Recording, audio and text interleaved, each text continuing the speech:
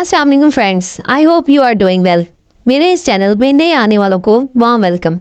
और मेरे चैनल पे डेली वीडियोस देखने के लिए मेरे चैनल को लाइक करें, शेयर करें और सब्सक्राइब करें। तो चलते हैं आज के वाकया की तरफ।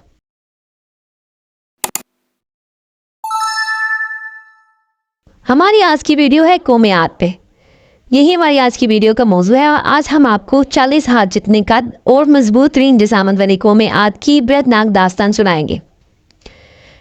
नाजरीन, ये ऐसा है कि बहरा अरब और बहरा अमर के दरमियान अरब के जुनूब और शुमाल में दोनों जानिब यानी ओमान, हजर मौत, बहरीन और मगरबी यमन तक एक वसी सहरा है जिसे सहराए अलकाफ से याद किया जाता है।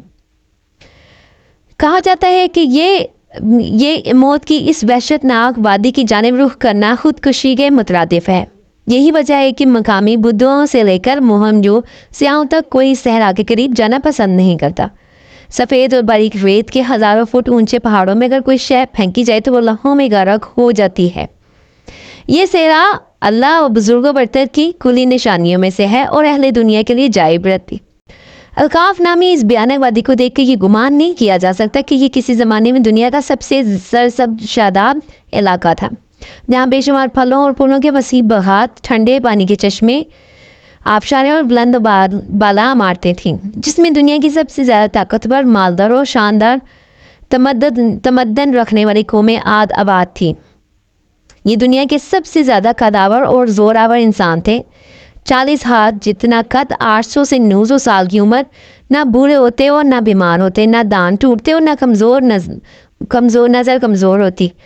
जवान, तंदुरुस्त और तवाना रहते हैं। सिर्फ इन्हें मौत आती थी और कुछ नहीं होता था। इतने ताकतवर लोग अल्लाह ने फिर नहीं कभी पैदा किए थे। ये कौम आद कौम जिसे कौम इल्म भी कहा जाता है, जो आजकल ओमान में शामिल है, आद असल में हज़रत नूह अलैहिस्सलाम की चौथी पुश्त से थी। आद बिन होस बिन इरम बिन साम बिन नूह और इनके नाम पर इस कौम को पुकारा जाता है। तूफ़ान नूह के बाद कौम आद ही वो कौम थी जो सबसे पहले कुफ्र शिर्क में मुब्तला होकर बुतों की पुजारी बनी। उन्हें अपने पत्थरों के गुदाओं पर बड़ा घमंड था। उनकी माशी हालत बहुत उम्दा थी, लेकिन जहालत, गुमराही, झूठ, बेहयाई, बातिल क़वाल और फासिद ख्यालात ने उन्हें माशरती तौर पर तबाही के किनारे पर पहुँचा दिया था। चुनाचा कुफ्र और शिर्क के समंदर में गर्क कौम आद की बदमालियाँ जब अपनी आखिरी हदूद पार कर गईं तो अल्लाह ताला ने उन्हीं में से एक नेक बंदे को पैगम्बर हज़रत हूद अलैहिस्सलाम को पैगम्बर बनाकर मबूस फरमाया। चुनाचा हज़रत हूद अलैहिस्सलाम एक तवील अरसे तक अपनी कौम को वाज़ो नसीहत करते रहे। कभी वो इन्हें अल्लाह की तरफ से अता करदा नेमतों की याद दिलाते तो कभी अज़ाब इलाही से डराते, लेकिन वो बहरे अंधे बने रहे।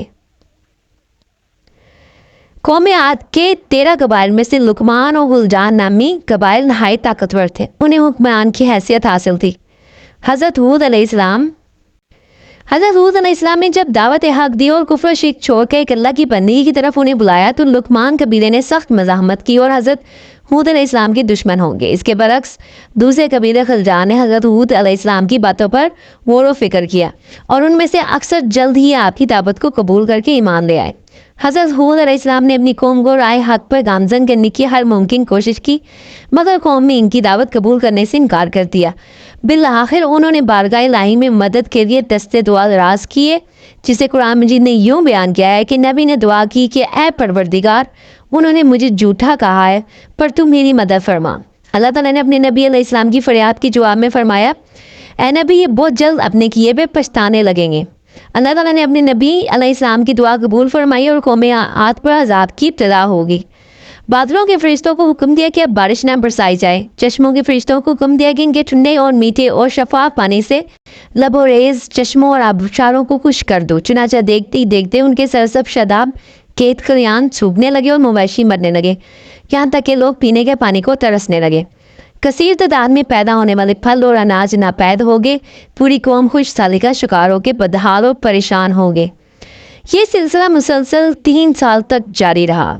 हज़रत हूद अलैहिस्सलाम से अपनी कौम की ये परेशानी देखी ना जाती थी। आप अलैहिस्सलाम बहुत अफसरदा और परेशान रहते थे।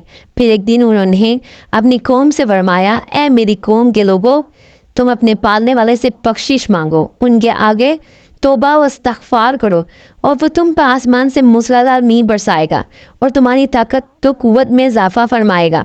اور دیکھو گناہ گار بن کر روح گردانی نہ کرو۔ قرآن مجید میں فرمایا گیا ہے کہ توبہ استغفار کے بڑے فوائد ہیں۔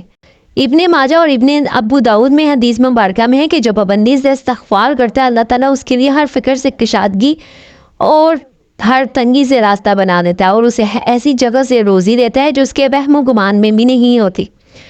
بہرحال حضرت ہود علیہ السلام کے لاکھ سمجھانے کے باوجود اس قوم پہ کوئی اثر نہیں ہوا، بلکہ نہایت ڈٹائی کا مظاہرہ کرتے ہوئے کہنے لگے کہ ہم محض تیرے کہنے پہ اپنے باوجات کو اور اپنی ان معبودوں کو کیوں چھوڑ دیں؟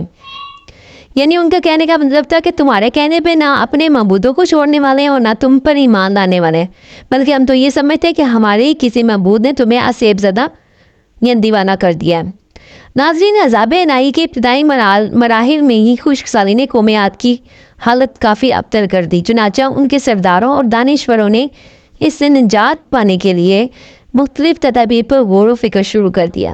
یہ بات بڑی حیران کن رہی کہ پچھلی قوموں کو جب کبھی کوئی مشکل آ گئی تھی تو ان سے نجات کے لیے حجاز مقدس کا سفر کرتے اور بیت اللہ شریف میں جا کر اللہ کے آگے آوزاری کرتے، یعنی کافر قوتیں بھی اس حقیقت کو تسلیم کرتی تھی کہ اس ارض و سما میں ایک لافانی قوت موجود ہے، لیکن اس کے باوجود بھی جب نبی اور رسول کے بات بتاتے تو ان کی عقل پہ پردہ پڑ جاتا۔ قوم عاد کے سرداروں نے بھی یہی فیصلہ کیا کہ قوم کے سرکردہ افراد بیت اللہ شریف جا کے اندیکھے خدا کے سامنے فریاد کریں۔ چنانچہ مختلف قبائل کے سرداروں اور دیگر اہم افراد پر مشتمل 70 افراد کا ایک وفد حجاز مقدس روانہ ہوا۔ اس زمانے میں مکہ مکرمہ میں قوم عمالیق کی حکمرانی تھی، جس کا سردار معاویہ بن بکر تھا، اور معاویہ کی والدہ قوم عاد سے ہی تعلق رکھتی تھیں۔ ویسے بھی معاویہ بن بکر قوم عاد کی شان و شوکت سے بڑا مرعوب تھا، چنانچہ اس نے وفد کی بڑی خاطر مدارت کی اور اسے بڑے عزت و احترام سے اپنے پاس ٹھہرایا۔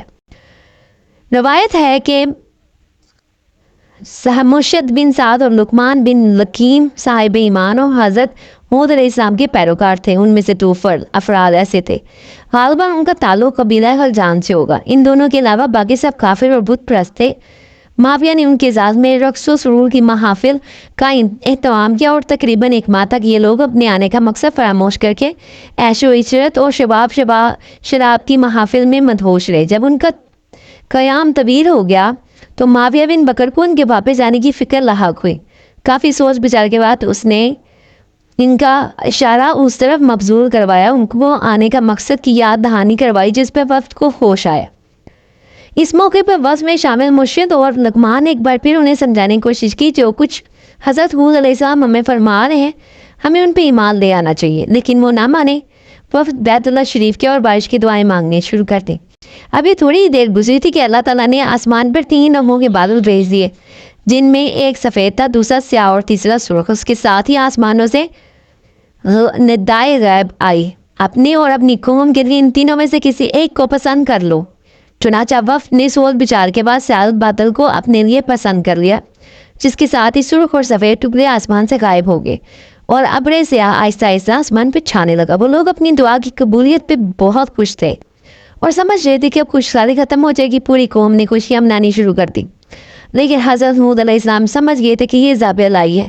انہوں نے اپنی قوم کو ایک بار پھر مخاطب کرتے ہوئے کہا کہ اے لوگو، یہ اللہ کا عذاب ہے جو تم پہ نازل ہوا جاتا ہے۔ انہوں نے اللہ کا فرمان انہیں سنایا، بلکہ دراصل یہ ابر ہے جو عذاب ہے جس کی تم جلدی کر رہے ہو۔ یہ ہوا کا طوفان ہے جس میں دردناک عذاب چلا آ رہا ہے، جو اپنی روح اپنے رب کے حکم سے ہر چیز کو تباہ کر ڈالے گا۔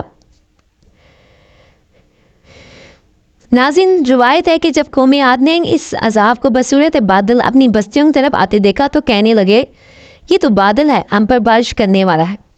قرآن مجید میں کہ اللہ تعالیٰ نے تیز آندھی کا یہ عذاب 7 راتوں اور 8 دنوں تک مسلسل جاری رکھا۔ آندھی نے کسی ایک کو بھی باقی نہ چھوڑا، یہ ہر ایک کے پاس پہنچ گئی۔ خاروں کے اندر، پہاڑوں کی گھاٹیوں اور چوٹیوں، گھروں، محلات اور قلعوں کے اندر سب کو فنا کر ڈالا۔ ابن عمر سے مروی ہے کہ نبی کریم صلی اللہ علیہ وسلم نے ارشاد فرمایا کہ وہ آندھی جس کے ذریعے قوم عاد ہلاک کی گئی، اللہ نے ان پر انگوٹھی جتنی جگہ کے مثل ہوا کھولی تھی، بس وہ ہوا پہلے دیہات میں گئی اور وہاں کے لوگوں اور مویشیوں اور مالوں کو اٹھایا اور آسمان و زمین کے درمیان لے گئی۔ اللہ تعالیٰ نے اس خوفناک آندھی سے حضرت ہود اور ان کے ساتھیوں کو محفوظ رکھا اور انہوں نے خطیرہ نامی ایک بستی میں پناہ لے لی جہاں عذاب ان تک نہیں پہنچا اور وہ امن و سکون سے رہے، اور باقی پوری قوم اللہ رب العزت نے تباہ و برباد کر دی۔ اسی کے ساتھ ناظرین ہمارا آج کا قصہ یہیں اختتام پذیر ہوتا ہے۔ جہاں رہیے خوش رہیے، آباد رہیے، اپنی دعاؤں کے حساب میں رکھیے گا۔ پڑھتے ہیں درود ابراہیمی۔ اللہم صلی علی سیدنا محمد وعلی آل محمد کما صلیت علی ابراہیم وعلی آل ابراہیم انک حمید مجید۔ اللہم بارک علی محمد وعلی آل محمد کما بارکت علی ابراہیم وعلی آل ابراہیم انک حمید مجید۔